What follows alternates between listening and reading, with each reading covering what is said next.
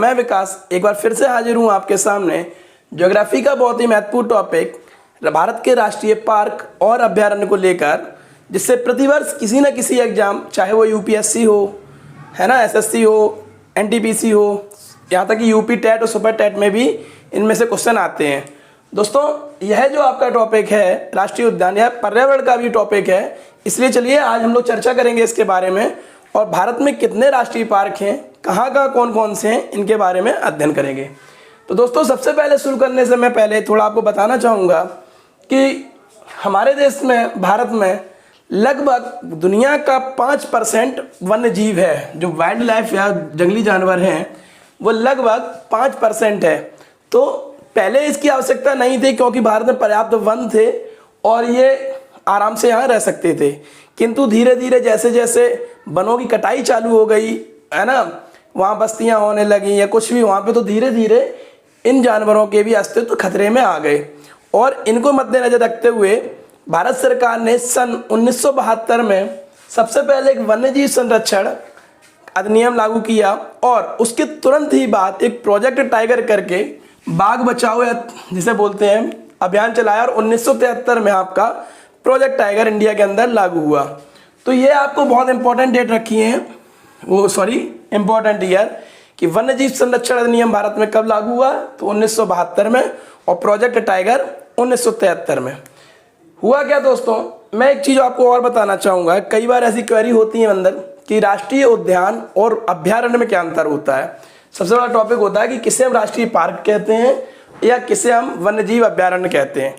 तो आपको मैं बताऊं कि जो राष्ट्रीय पार्क होते हैं वह पूरी तरह से सरकार के कब्जे में होते हैं और वहाँ पर मानव की कोई भी गतिविधि, चाहे उनका रहना हो, वहाँ पे जाके लकड़ियाँ या फल लाना हो या उन्हें अपने जानवरों को चरवाना हो, ऐसी कोई भी गतिविधि नहीं हो सकती है, प्रोहिबिटेड होती है पूर्णतः, मतलब एक कहते हैं ना कड़े रूप में, ठीक है, स्ट्रिक्ट वे में। और जो अभ्यारण्य होते हैं दोस्तों, उनमें कुछ लिमिटेड जगह पे उन्हें अलाउड किया जाता है, वहाँ पे वो अपने पशुओं के लिए चारा या गाय भैंस जो भी ले जा सकते हैं, वहाँ पे थोड़ी बहुत चहलकदमी भी होती है या फिर घूमने के लिए टूरिज्म आदमी के लिए भी वहाँ पे अनुमति दी जाती है। तो ये तो राष्ट्रीय पार्क या वन अभ्यारण्य में अंतर होता है। वर्तमान समय में भारत के अंदर 105 नेशनल पार्क हैं और अगर हम सेंचुरीज की बात करें तो लगभग 532 वन अभ्यारण्य हैं और इनमें के साथ साथ आपके भारत में 18 जैव आरक्षित क्षेत्र हैं, जो इन दोनों से भी बड़ी इकाई होती है। तो चलिए शुरू करते हैं आज हम लोग कि भारत में कितने राष्ट्रीय पार्क हैं। और महत्वपूर्ण देखो क्या है ना कि 105 राष्ट्रीय उद्यान और 532 तो पढ़ाना नामुमकिन है ना, तो हम इनमें प्रत्येक राज्य में पढ़ने वाले प्रमुख राष्ट्रीय पार्क और अभ्यारण्य के बारे में चर्चा करेंगे। सबसे पहले हम लोग कुछ और सीख लेते हैं कि भारत के अंदर 1974 में मगरमच्छ बचाओ अभियान चला, क्योंकि मगरमच्छ की भी प्रजातियां विलुप्त हो रही थी। ऐसे ही हाथी की फिर देखी गई कि हाथी भी विलुप्त हो रहे हैं, तो सन 1992 में हाथी संरक्षण अधिनियम आया। इसके बाद सन 2006 में देखा गया कि गिद्ध देखे ना आपने, जो मरे हुए जानवरों को खाते हैं दोस्तों, तो उनका भी विलुप्त होना शुरुआत हो गई और देखते ही देखते काफ़ी गिद्ध पर्यावरण से विलुप्त होते चले गए। तो सरकार ने 2006 में गिद्ध बचाओ अधिनियम संरक्षण लागू किया और यह कारण पता लगाया कि आखिर गिद्ध क्यों विलुप्त हो रहे हैं। एक बार यूपीएससी में ये क्वेश्चन भी आया है कि गिद्धों के विलुप्त होने का प्रमुख कारण क्या था या क्या है। तो दोस्तों मैं बताऊं इसका क्या कारण है कि जो किसान अपने दूध देने वाले जानवर जैसे गाय भैंस हुई, इनमें एक डाइक्लोफिनॉक, एक दवा का नाम भी पूछा गया था, आप लोग याद रखेंगे, डाइक्लोफिनॉक के इंजेक्शन लगवाते थे। उनके कारण जब उनकी मृत्यु होती थी दूध बढ़ाने के चक्कर में या कुछ भी, और उन्हें जब वो गिद्ध खाते थे तो वो गिद्धों के मौत का कारण भी बन गया और विलुप्त होने का कारण भी बन गया। इसके बाद गंगा डॉल्फिन 2009 में भारत सरकार के द्वारा डॉल्फिन को राष्ट्रीय जलीय जीव घोषित किया गया और 2009 में इनको अधिनियम, तो ये ईयर आपको याद रखने हैं, मैंने इंपॉर्टेंट ईयर केवल लिखी हैं सबसे ज़्यादा, तो ये आपको याद रखना है। क्या? वन्यजीव संरक्षण 1972, प्रोजेक्ट टाइगर 1973, मगरमच्छ संरक्षण 1974, एलिफेंट संरक्षण कंजर्वेशन या रिजर्वेशन जो भी आप बोलना चाहें 1992, गिद्ध बचाओ अभियान 2006 और गंगा डॉल्फिन 2009। ठीक है, इसके साथ साथ हम लोग एक चीज और जानेंगे दोस्तों कि भारत का पहला जो राष्ट्रीय पार्क था वह सन 1936 में हैली नेशनल पार्क था। क्या नाम था इसका? हैली नेशनल पार्क, जिसका अब वर्तमान समय में यह उत्तराखंड में है और इसका परिवर्तित नाम हो गया है जिम कॉर्बेट नेशनल पार्क। ये आपको याद रखना है, ठीक है। तो इसका नाम पहले क्या था? हैली नेशनल पार्क, अब हो गया है जिम कॉर्बेट नेशनल पार्क, ठीक। चलिए बढ़ते हैं आगे। अब हम लोग प्रत्येक राज्य में पड़ने वाले राष्ट्रीय उद्यानों की चर्चा करेंगे। तो जैसा कि दोस्तों मैंने अपने हर वीडियो में बताया है कि हम लोग क्या करते हैं, उत्तर से बढ़ते हैं, नीचे तक का अध्ययन करते हैं। तो सबसे पहले हम लोग उत्तर से पढ़ेंगे। तो अब पहले जो जम्मू कश्मीर में आता था, लेकिन अब एक स्वतंत्र, या मैं कहूँगा स्वतंत्र का मतलब अलग केंद्र शासित प्रदेश से है, लद्दाख की बात करूँगा क्योंकि लद्दाख ही सबसे ऊपर आता है। तो लद्दाख में सबसे ऊपर एक ही पड़ता है जिसका नाम है हेनिस हाई, या इसे हिमिस भी कहते हैं दोस्तों। हिमिस राष्ट्रीय उद्यान है दोस्तों, लिख लीजिए, राष्ट्रीय पार्क या राष्ट्रीय उद्यान, पार्क को उद्यान बोलते हैं। हेनिस हाई या हिमिस राष्ट्रीय उद्यान जो लद्दाख में पड़ता है, लेह जिले में। और दोस्तों सबसे बड़ी एक इसकी विशेषता है कि यह भारत का सबसे बड़ा राष्ट्रीय पार्क है। आपको याद रखना है, भारत का सबसे बड़ा राष्ट्रीय पार्क कौन सा है आपका? यह हेनिस हाई। हाई से याद रखेंगे सबसे ऊंचाई, और भारत का सबसे ऊंचा पॉइंट क्या है? लद्दाख, ठीक है। तो हेनिस हाई या हिमिस करके बोलते हैं राष्ट्रीय उद्यान। पहले जम्मू कश्मीर में आता था, पर इस साल से 2019 के लास्ट दिसंबर के बाद से यह आपका लद्दाख केंद्र शासित प्रदेश में आता है। चलिए बढ़ते हैं अपने दूसरे केंद्र शासित ही प्रदेश हो गया ये। पहला हम लोगों ने लद्दाख पढ़ा, अब हम लोग आएंगे इस पे जम्मू कश्मीर। जम्मू एंड कश्मीर दोस्तों, जम्मू कश्मीर में 3 प्रमुख राष्ट्रीय पार्क हैं, जिनमें सबसे पहले आपका एक आता है किश्तवाड़, दूसरा आता है आपका दाचीगाम,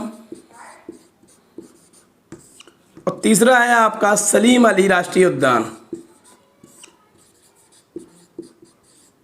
इनको याद रखना है आपको, राष्ट्रीय पार्क, ठीक है। तो दोस्तों यह 3 प्रमुख हैं, सबसे पहला किश्तवाड़, दाचीगाम और सलीम अली।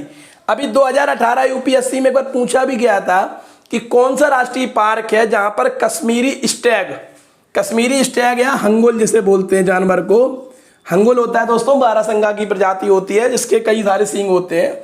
तो वह कहाँ पाया जाता? तो वह पाया जाता आपका दाचीगम राष्ट्रीय पार्क में, कश्मीरी स्टैग या हंगुल। तो दोस्तों अब क्या होता है दोस्तों, ये तो 3 आपके राष्ट्रीय पार्क मैंने लिख दिए, लेकिन कभी कभी क्या होता है, हम लोगों को कई सारे याद करने से दिमाग से उतर भी जाता है। तो हम लोग क्या करते हैं, एक छोटी सी शॉर्ट ट्रिक्स भी इसके साथ लिख लेते हैं। अगर आप लोगों को अच्छी लगे तो उसको याद कर लेना। क्या है कि सलीम के यहाँ वार होने से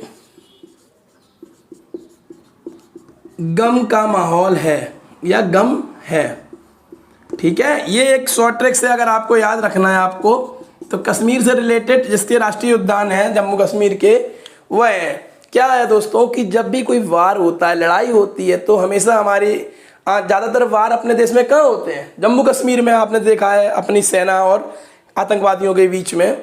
तो बार से याद रहेगा आपको किश्तवाड़। और जब बार में अपने आर्मी या कोई एक आम नागरिक वहाँ पर किसी प्रकार से शहीद हो जाता है दोस्तों, जब मर जाता है किसी का, तो वहाँ गम का माहौल हो जाता है। तो गम, और सलीम से आपका रहेगा सलीम अली। तो सलीम के यहाँ वार होने से गम है।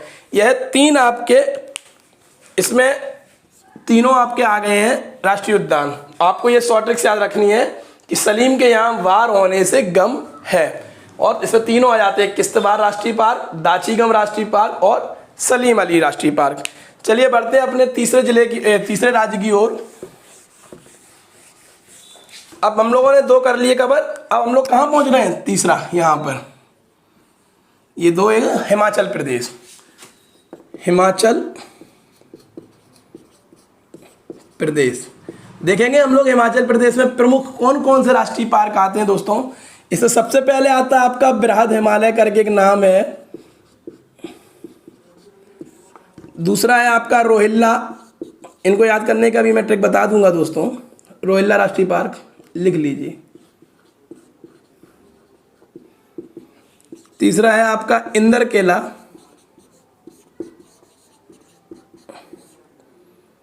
राष्ट्रीय पार्क। चौथा है आपका पिनघाटी अभ्यारण्य।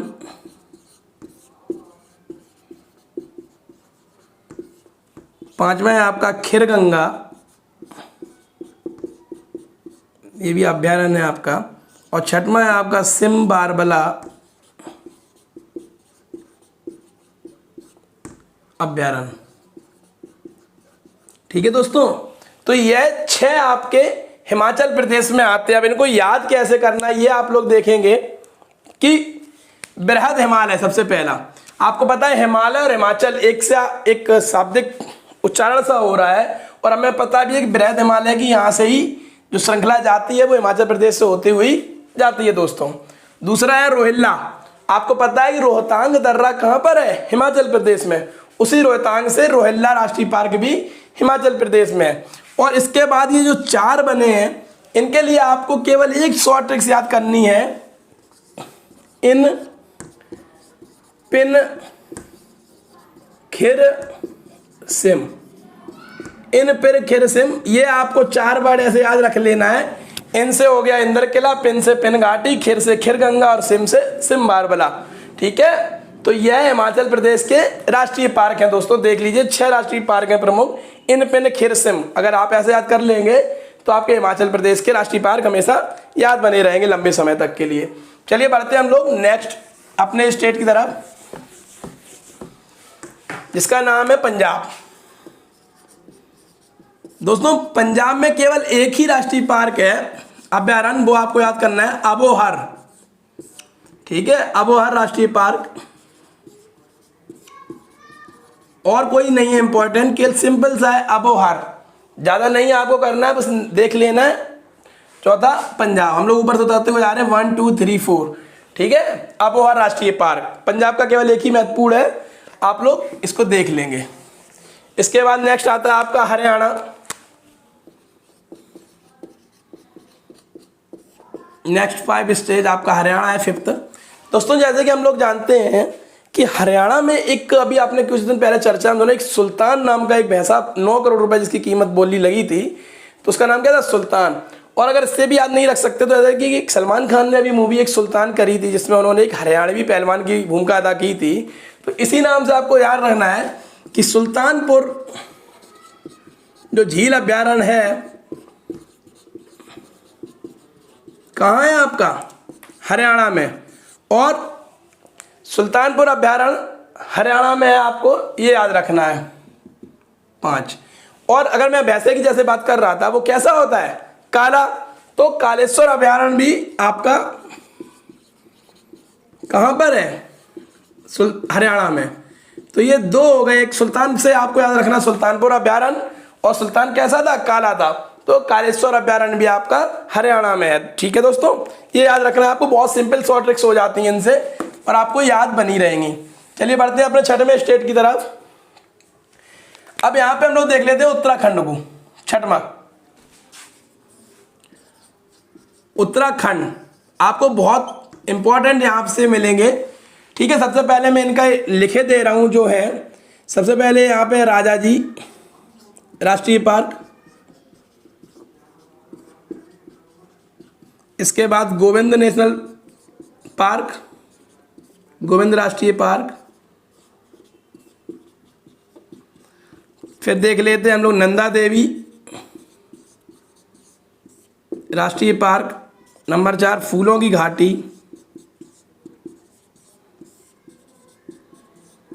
राष्ट्रीय पार्क, और 5वां सबसे महत्वपूर्ण है जिम कॉर्बेट नेशनल पार्क, जो भारत का सबसे पहला नेशनल पार्क था, जिम कॉर्बेट नेशनल पार्क, जिसका पहला नाम हिल नेशनल पार्क था, हैली नेशनल, सॉरी।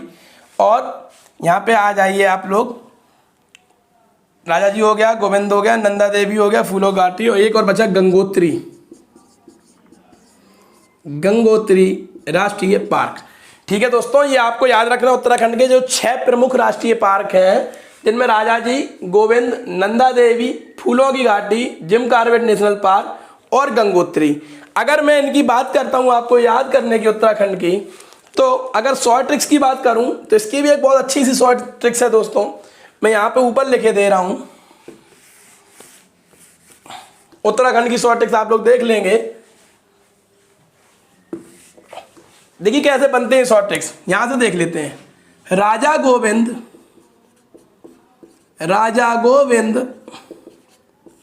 दो आ गए, राजा जी और गोविंद आ गया, ठीक है।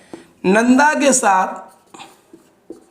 वैसे तो दोस्तों हमें याद भी रखते हैं कि नंदा देवी उत्तराखंड की सबसे ऊंची पर्वत चोटी है, इससे भी हम लोग याद रख सकते हैं। नंदा के साथ गंगोत्री होकर, और गंगा भी गंगोत्री से निकलती है, वो भी उत्तराखंड से ऊपर से, ये भी याद आपको होगा। गंगोत्री होकर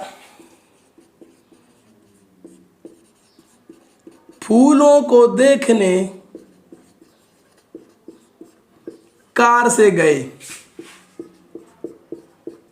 ठीक है, ये आपको याद रखना है। अब देखिए कैसे शॉर्ट ट्रिक्स इसमें आपको याद रखिए, मेरे द्वारा बनाई हुई शॉर्ट ट्रिक्स है दोस्तों, बिल्कुल सिंपल है, आपको याद है। राजाजी गोविंद राष्ट्रीय park, Govind national park, Nanda Devi national park, Gangotri national park, फूलों की घाटी, और कार से गए कॉर्बेट हो गया, ठीक है, जिम कॉर्बेट नेशनल पार्क। तो ये आपको याद रखनी है दोस्तों शॉर्ट ट्रिक्स, अगर आपको दिमाग बनी रहती है तो कभी नहीं भूलेंगे। राजा गोविंद नंदा के साथ गंगोत्री होकर फूलों को देखने कहाँ गए, कार से गए। और ये 6 आपके सामने लिखे हैं, और ये उत्तराखंड के हैं। कहाँ के हैं, उत्तराखंड के। और अगर आप डायरेक्ट याद करना चाहते हैं तो भी याद कर सकते हैं कि नंदा देवी उत्तराखंड की सबसे ऊंची पर्वत चोटी है, फूलों की घाटी भी हम लोग उत्तराखंड को कहते हैं दोस्तों, गंगोत्री भी उत्तराखंड से निकलती हैं, जिम कॉर्बेट आपको पता है कि जिम कॉर्बेट सबसे पुराना उत्तराखंड में है, और राजा जी। एक चीज और याद आप लोग रख लीजिए कि अगर राजा जी है क्या, है ना, तो भारत के प्रथम और आखिरी भी कह सकते हैं आप, स्वतंत्र भारत के प्रथम आखिरी जो गवर्नर जनरल थे राजगोपालाचारी, उनके नाम से ही राजा जी नेशनल पार्क नाम पड़ा हुआ है, ठीक है दोस्तों।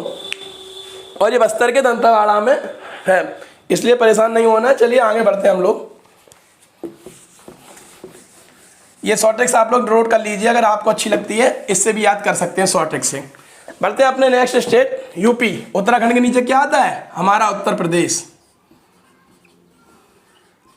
उत्तर प्रदेश में दोस्तों वैसे तो एक राष्ट्रीय उद्यान सबसे महत्वपूर्ण है, जिसका सब लोग नाम जानते हैं, दुधवा नेशनल पार्क, ठीक है, दुधवा जो लखीमपुर खीरी में है। इसके बाद 2 अभयारण्य और हैं, जिसमें एक चंद्रप्रभा है, चंद्रप्रभा अभयारण्य, और एक और है आपका जो पीलीभीत जिले में है, उसी नाम से हम लोग बोलते हैं, पीलीभीत वन अभयारण्य। अब दोस्तों क्या है इसका, दुधवा तो आपको याद होगा, अभी लास्ट ईयर एक कंट्रोवर्सी रही थी, वहां से कुछ बाघ गायब होने की, तो उससे भी हम लोगों को ये याद रहता है दोस्तों। हाँ सॉरी, अब इसके लिए भी शॉर्ट ट्रिक्स है दोस्तों कि आप लोग कैसे याद करेंगे, इसकी शॉर्ट ट्रिक्स कैसे बनाते हैं हम लोग। ये 3 है, दुधवा, चंद्रप्रभा और पीलीभीत। इसको तो कैसे बनाते हैं कि उत्तर में चांद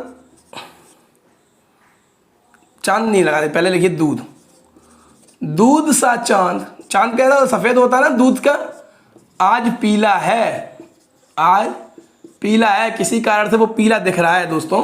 और बस अगर आप इस लाइन को याद रख लेंगे, उत्तर में चांद आज पीला है, तो क्या होता है कि दूध से दुधवा हो गया आपका, चांद से चंद्रप्रभा हो गया, पीला से पीलीभीत हो गई, ठीक है। तो ये आप लोग बहुत अच्छे से याद कर सकते हैं, उत्तर प्रदेश के जितने भी राष्ट्रीय पार्क हैं ये आप लोग नोट कर लीजिए। अब बढ़ेंगे हम लोग अपने 8वें स्टेट, ये आपका 7वां हो गया। अब आएंगे राजस्थान। दोस्तों राजस्थान के 4 प्रमुख जो हैं उनमें मैं आपको लिख दे रहा हूं। सबसे पहले केवलादेव, यह सबसे ज्यादा पूछा जाता है, पक्षी विहार है, लेकिन इसका एक नाम और होता है घाना पक्षी विहार, ठीक है, अभ्यारण्य डाल दीजिए। नंबर 2 मरुस्थलीय, हम सब लोग जानते हैं कि भारत में सबसे ज्यादा मरुस्थलीय क्षेत्र कहाँ है, राजस्थान में है, तो मरुस्थली से कोई दिक्कत नहीं होगी, आपको सबको याद बना रहेगा। तीसरा है आपका रणथंभौर, राजस्थान में कई ऐसे किले हैं, सबसे ज़्यादा रणथंभौर राष्ट्रीय पार्क, और चौथा है आपका सरिस्का राष्ट्रीय पार्क, ठीक है। और सरिस्का और रणथंभौर दोनों ही क्या है दोस्तों, ये बाघ संरक्षण के लिए प्रसिद्ध है, ठीक है। आपको याद रखना है केवलादेव घाना अभ्यारण्य, मरुस्थली, रणथंभौर और सरिस्का, 4 प्रमुख राजस्थान में हैं दोस्तों, और चारों की चारों बहुत इंपॉर्टेंट और आपको याद भी रखना है। चलिए देख लीजिए, और मैं आपको आगे बढ़ता हूँ। उसके साथ ही मैं एक लिस्ट लगा दूंगा बाद में वीडियो के, लेकिन अभी आप केवल समझ लीजिए इसको। तो ये हमारा 8वां राजस्थान भी होता है। अब हम लोग बढ़ेंगे गुजरात की ओर दोस्तों, 9वां। थोड़ा जल्दी कर रहा हूं क्योंकि 28 राज्य हैं दोस्तों, तो जल्दी जल्दी थोड़ा बताना पड़ेगा। गुजरात का सबसे प्रमुख जो दोस्तों है वह है आपका गिर नेशनल पार्क है, राष्ट्रीय पार्क। यह जूनागढ़ में है गुजरात के। और दोस्तों ये क्यों प्रमुख है, इसका एक खासियत है, क्वेश्चन पूछ दिए जाते हैं कि भारत में एशियाई बब्बर शेरों के लिए कौन सा राष्ट्रीय पार्क प्रसिद्ध है, तो वह है आपका गिर। यहाँ पे मैं क्वेश्चन लिख दे रहा हूँ, बब्बर शेर जो मिलते हैं यहाँ पे एशियाई, इसी में मिलते हैं गिर राष्ट्रीय पार्क में। दूसरा है आपका नल सरोवर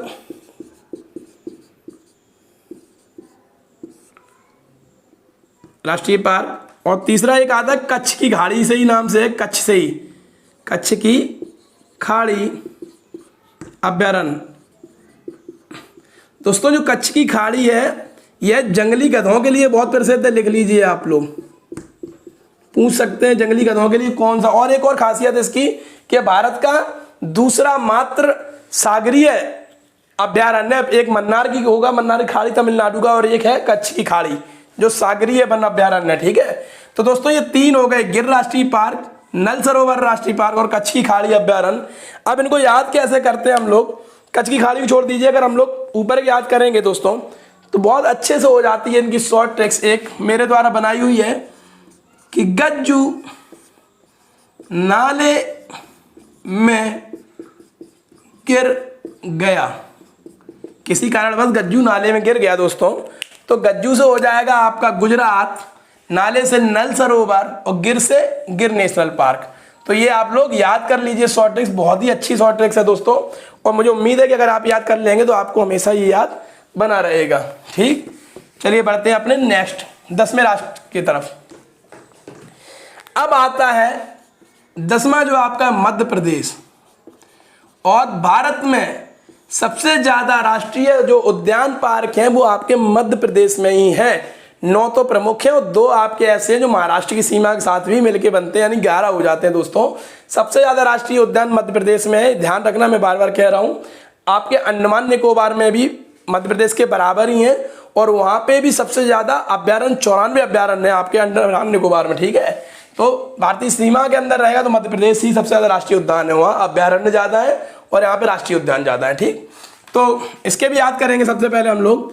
इसका मध्य नाम है, आपको दिख रहा मध्य नाम, मध्य से ही आप लोग शुरुआत करेंगे, माधव, माधव राष्ट्रीय पार्क, ठीक है। अच्छा, माधव किसका नाम है आपको पता है? हिंदू धर्म के अनुसार भगवान श्री कृष्ण को हम लोग माधव कहते हैं।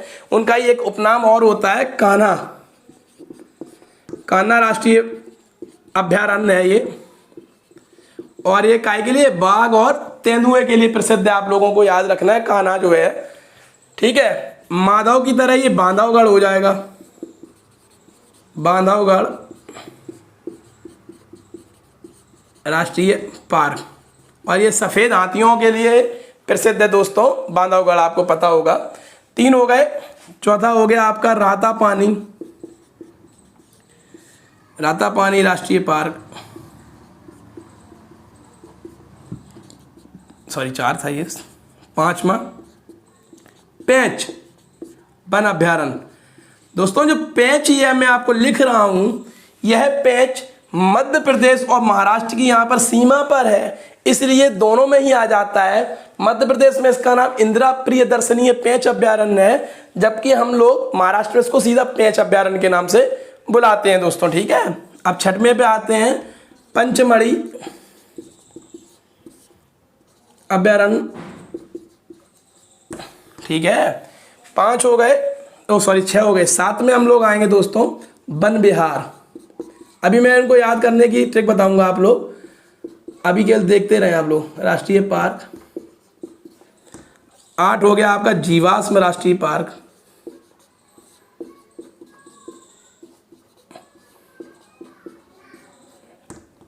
9वां हो गया संजय राष्ट्रीय पार्क। देखिए यहाँ पे इसका नाम संजय है और महाराष्ट्र में ये संजय गांधी हो जाएगा। इंदिरा गांधी के पुत्र का नाम संजय गांधी था, तो यहाँ संजय है, वहाँ पे संजय गांधी हो जाएगा। ठीक है, अभी आप लोग देख लीजिए कितने हो गए आपके, 9 हो गए। याद कैसे करना है समझिए। माधव, मध्य प्रदेश से माधव हो गया। ठीक है, माधव का ये एक उपनाम है कान्हा। कान्हा, माधव से ही बांधव गढ़ा जाता है आप लोगों का दोस्तों। ठीक है, माधव बांधव ऐसे। फिर रातापानी हो गया आपका, फिर पेंच हो गया जो मैंने बताया, उसके बाद पंचमढ़ी हो गया, इसके बाद वन विहार हो गया आपका। देखो सबसे ज़्यादा मध्य प्रदेश में ही भारत में वन पाए जाते हैं, तो वन विहार हो गया मध्य प्रदेश में। जीवाश्म फॉसिल जो नेशनल पार्क है वह भी यहाँ पर ही है। उसके बाद संजय राष्ट्रीय पार्क, 1 मिनट पसीना बहुत ज़्यादा आ रहा है दोस्तों। ठीक है, तो संजय राष्ट्रीय पार्क भी यहाँ पर है आप लोगों का। इसके बाद आप लोग देख लीजिए दोस्तों, जो अभी कभी कभी एक और आप लोगों को दे देते हैं छोटा सा, मान लीजिए यहाँ पे लिख दे रहा हूँ 10वें नंबर पे, पन्ना। पन्ना की खान कहाँ है दोस्तों? हीरा पन्ना, पन्ने की खान में निकलते हैं और मध्य प्रदेश में ही पड़ता है। ये पन्ना की खान है वहाँ पे हीरे की, तो पन्ना राष्ट्रीय अभ्यारण्य है, लिख लीजिए। और एक जो लास्ट है 11वां, ये है आपका सतपुड़ा। सबको पता है हम लोगों को कि नर्मदा नदी के नीचे सतपुड़ा की पहाड़ियां हैं दोस्तों मध्य प्रदेश में, तो सतपुड़ा भी मध्य प्रदेश में ही पड़ेगा, अच्छी तरह से जानते हैं हम लोग। तो इस प्रकार ये 11 मध्य प्रदेश के वन अभ्यारण्य लिखे हैं, बहुत सिंपल है। मध्य से माधव हो गया, कान्हा, बांधव, रातापानी, पेंच, पंचमढ़ी, वन विहार राष्ट्रीय पार्क, जीवाश्म, संजय राष्ट्रीय पार्क, पन्ना राष्ट्रीय पार्क और सतपुड़ा। पन्ना और सतपुड़ा तो आपको सीधी बात मध्य प्रदेश से ही बिलोंग करते हैं। तो यह आपके मध्य प्रदेश के हो गए। भारत में सबसे ज्यादा राष्ट्रीय उद्यान कहाँ पर है? यहीं पर, यानी कि मध्य प्रदेश में है दोस्तों।